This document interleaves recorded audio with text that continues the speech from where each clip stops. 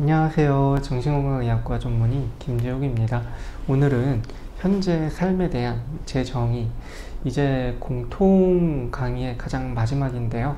이 강의를 하고 다음번에는 새로운 주제로 넘어가도록 하겠습니다. 자, 첫 시간부터 마지막까지 쭉 나왔던 슬라이드죠. 이 중에서 이제 굳이 다루지 않은 부분은 아무래도 생물학적 요인, 트라우마 이 두 가지를 빼고 이제 모두 이야기를 마친 것 같습니다. 나에 대해서는 이렇게 이제 주황색 글자로 표시가 되어 있고, 스트레스에 관해서 가장 이제 마지막에 환경에 대한 이야기를 하며 풀어나갔었죠. 먼저 나에 대한 이해입니다.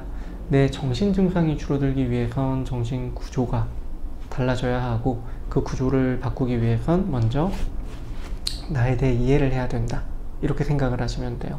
그래서 우리가 앞에서 쭉 나눈 이야기가 결국 나의 어떤 과거가 현재의 나를 만들었는지에 대한 고민, 그리고 과거의 내 모습에 대한 이해와 받아들임. 이제 어린 시절에 내가 미숙한 상황에서 그 상황에서도 얼마나 최선을 다했는지에 대해 집중을 해서 그 모습을 못난 내 모습이 아니라 노력했던 내 모습으로 받아들이는 것을 이제 말씀드리는 거예요. 그리고 현재 나를 어떻게 바꿔야 미래는 더 평온할지, 결국 현재 내가 어떻게 과거에서 연결이 되어 있고 과거의 내 모습도 내가 받아들일 수 있게 된다면 그것을 토대로 미래를 어떻게 내가 편하게 바꾸고 그 편하게 바꾸는 과정에서 내 모습은 어떻게 조절을 해야 되는지에 대한 내용이 결국 나에 대한 이해가 됩니다. 두 번째로는 환경에 대한 이해, 관계에 대한 이야기도 하죠. 환경에 대한 이해 역시 내가 바뀐다고 해서 나의 스트레스나 정신 증상이 곧바로 줄어드는 건 아니에요. 환경 역시 같이 내가 조절을 해야 됩니다. 과거가 이제 원 가족이 학업과 직업, 그리고 연애, 친구, 취미생활 같은 요소에 어떻게 영향을 미치는지 분석을 해야 돼. 그리고 그 분석을 마치고 난 이후에 평온함을 위해서 현재 환경을 어떻게 바꾸어 나가실지에 대한 계획도 같이 생각을 해야 된다고 얘기를 했었죠. 그래서 앞에서 나에 대한 이해와 환경에 대한 이해가 어느 정도 어우러져야 결국에는 가장 왼쪽 끝에 있었던 정신 증상이 낮아지게 되고 이게 평온함으로 이끌어지게 된다라고 설명을 해드렸습니다. 그래서 종종 정신과 진료의 치료 목표가 행복이냐고 물어보시는 경우도 있는데요. 행복은 이것과는 조금 다른 얘기예요. 행복은 내가 일상에서 행복을 찾아낼 수 있는 능력이 있어야 되는 얘기입니다. 그래서 이런 것들이 바탕이 되면 행복을 찾아내실 수 있게 바뀌게 되는 경우가 되게 많아요. 왜냐하면 불안이나 우울 같은 부정적인 감정을 스스로 조절할 수 있게 된다면 삶에 색채감이 생기게 되면서 그 색채감 속에서 행복을 내가 발견하기가 쉬워지거든요. 그런데 이런 상담의 궁극적인 목표가 행복이 되기에는 아직은 이릅니다. 그래서 이것은 제가 계속 평온함, 편안함이라고 설명하는 이유예요. 부정적인 감정을 덜 느끼신다면은 일상에서 요동이 없이 평온함을 느끼실 수 있거든요. 미움과 화는 모든 상담에서 반드시 나오는 주제입니다. 왜냐하면 내가 내 과거를 분석하다 보면 미움과 화가 생기지 않을 수가 없어요. 내가 선택하지 않은 가족 때문에 내가 고생을 해서 지금 증상이 생겼고요. 과거에 내가 미숙했기 때문에 그때 내가 무언가를 잘못해서 현재 내가 고통을 받거든요. 그렇기 때문에 과거 또는 과거의 나 또는 과거의 타인에게 미움과 화가 생기기 마련입니다.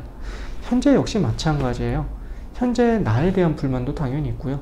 현재 타인에 대한 불만도 당연히 있기 때문에 내가 과거와 현재를 연결짓다 보면 과거에 있는 그리고 현재에 있는 나와 타인에게 모두 미움과 화가 생기게 됩니다. 그래서 용서하세요 라고 하는 이야기를 진료 중에 종종 들으시는 경우가 있을 거예요. 그런데 무작정 용서하려고 하면 그것도 잘 안 됩니다. 그래서 저는 무작정 용서하라는 얘기를 하지는 않아요. 차라리 이런 식으로 접근을 하는 게 내려놓는 데 더 도움이 되더라고요. 미움과 화는 내 기억에 상대를 붙잡아 놓는 행위라고 설명을 해드립니다. 실제로 우리가 기억이 시간 순서대로 쭉 된다고 가정을 했을 때 감정은 내가 그 특정 시간대로 바로 들어갈 수 있는 태그 역할을 해요. 우리가 책갈피를 꽂아 놓은 것이 기억에서는, 사람의 기억에서는 감정입니다. 책갈피도 열면 딱 그 페이지가 열리죠. 앞에서부터 굳이 안 가도 되잖아요. 감정 역시 나를 특정 기억으로 바로 끌고 들어가주는 그런 역할을 하게 돼요. 그래서 내가 상대에 대해 미움과 화라는 책갈피를 꽂아놓게 되면 그 감정이 일어나는 순간 그 상대에게 바로 계속 연결이 되고 있는 겁니다. 그렇기 때문에 내가 오히려 미움과 화를 흘려보낼수록 그 책갈피가 뽑히게 되고 나는 그 페이지로 의도하지 않게 돌아가는 일이 없어지게 되는 겁니다. 그래서 내 기억 속에 누군가에 대한 미움, 화에 대해 집중을 처음에는 하시겠지만 시간이 흐르면서 미움과 화를 흘려보내면서 그 상황에서 내가 견딜 수 있었던 이유, 내가 어떻게 이 상황을 조율했는지 자신의 강함과 강점에 대해서 집중을 하시는 게 오히려 더 도움이 되세요. 그러면 책갈피가 나의 긍정적인 부분에 꽂히시게 될 테니까요. 네, 이렇게 이 강의의 마지막, 결국 내가 나를 돌아보고 환경을 돌아보고 나를 바꾸고 환경을 바꾸는 데 필요한 기본적인 것들을 쭉 설명을 해드렸습니다. 그래서 이 강의를 쭉 보면 내가 정신적으로 건강하기 위해서 갈팡질팡하거나 어떻게 적용해야 될지 모르는 것들을 그래도 비교적 쉬운 과정을 거쳐서 적용하실 수가 있게 될 거예요.